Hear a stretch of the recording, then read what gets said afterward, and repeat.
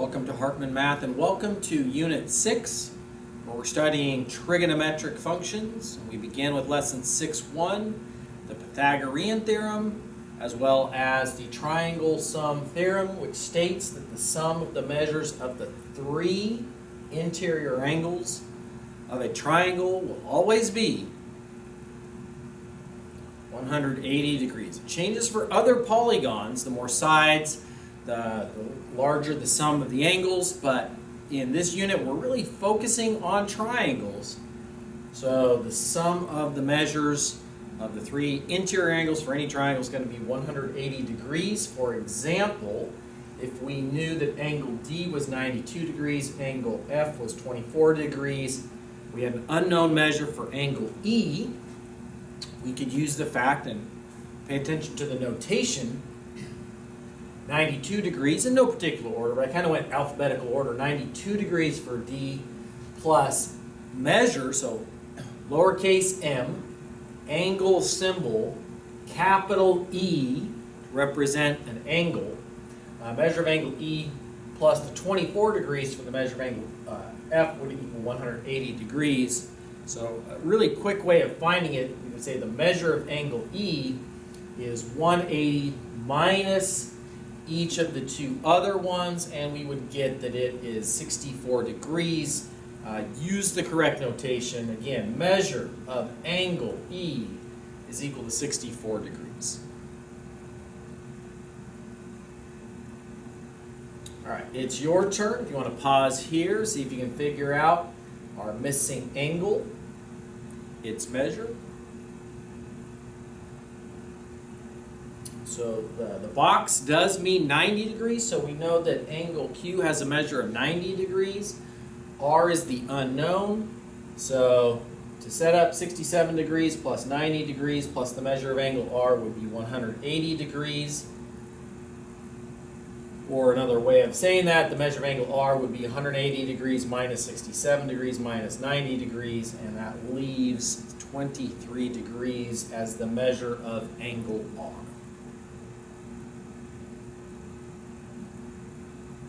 Example number 2, find and use correct notation to indicate the measures of the missing angles.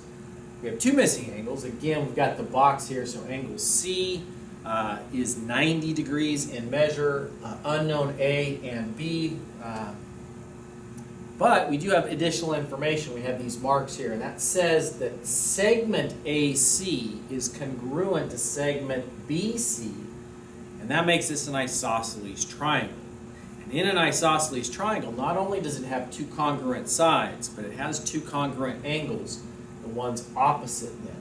So angle A and angle B have the same measure. Let's use some algebra to figure this out. We'll say that measure of angle A would be x, or x degrees, and that means that B has to be the same as well. That's x, that's also x.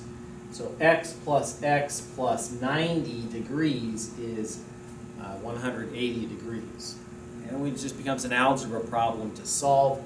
Let's combine like terms. X plus x does make 2x, and we could subtract 90 on both sides and divide by 2.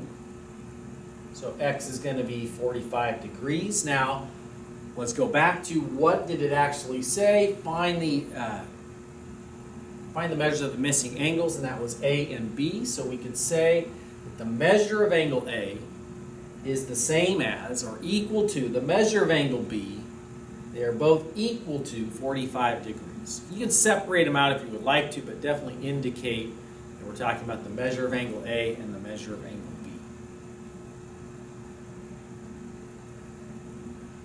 All right, on to the Pythagorean Theorem, which is about right triangles, so we do need to have a right angle.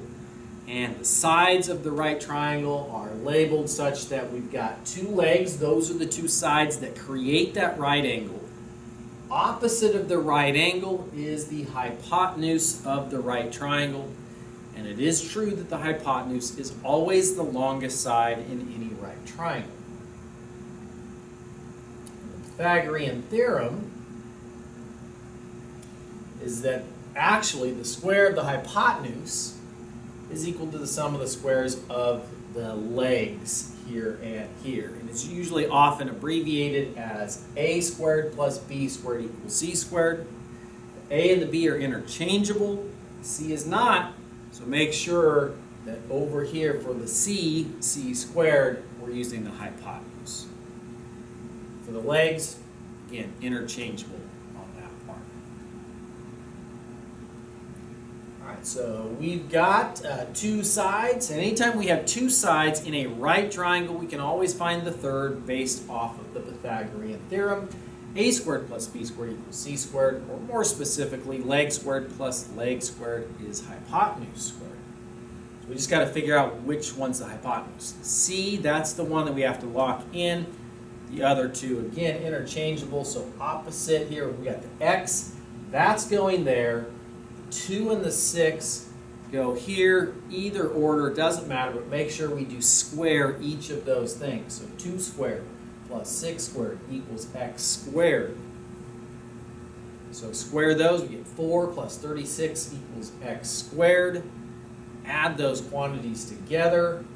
X squared is equal to 40. We want to get rid of the exponent. We want to get x by itself. So we're going to square root both sides. Ordinarily, we do plus or minus when we take the square root of both sides in an equation to solve a quadratic equation. But we are dealing with physical sides, and the length cannot be negative. So we're just going to go with the positive of those square roots. So x in this case will just be the positive square root of 40. Maybe that's our answer, but in this case we do need to break it down. What perfect square evenly goes into 40? That's a factor of 40. I think we're thinking of 4. So we're going to break this down to be the square root of 4 times the square root of 10. We're always going to go simplest radical form. Square root of 4 is 2. So our final answer, our missing side x, is 2 square root 10. Box that answer.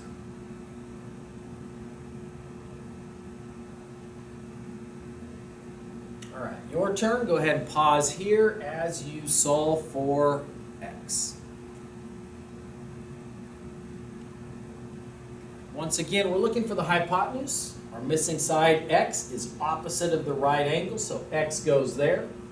5 and 12 go there. 5 squared is 25. 12 squared is 144. Those added together makes 169. We're going to square root both sides. Turns out the 169 is a perfect square. The square root of 169 is 13. X equals 13. Anytime that we have three sides of a right triangle that are integers, whole numbers, 5, 12, 13, no decimals, no roots or anything like that, we call that a Pythagorean triple. So 5, 12, 13 is known as a Pythagorean triple. Example number 4, something similar. Solve for x. Once again, locate that hypotenuse first. Here's our right angle. Go across from the right angle. That's 9. So 9 is going to go here.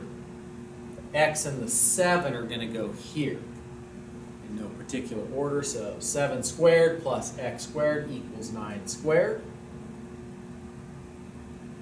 All right, so we have 49. 81. Subtract 49 both sides. We get x squared is equal to 32.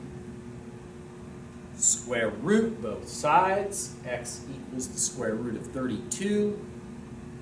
Could be our answer if it's not. If we can't simplify, I think we can simplify this one. So start thinking of a perfect square. Goes into 32. Again, we want it to be the biggest. So yeah, 4 does work. That's not the one we want because there's a bigger perfect square that goes into that's a factor of 32. 16 is the one that we want. So x equals the square root of 16 times the square root of 2. The square root of 16 is 4, so our missing side, x equals 4 square root 2.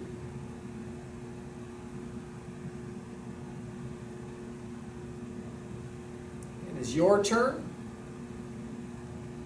Find the missing side.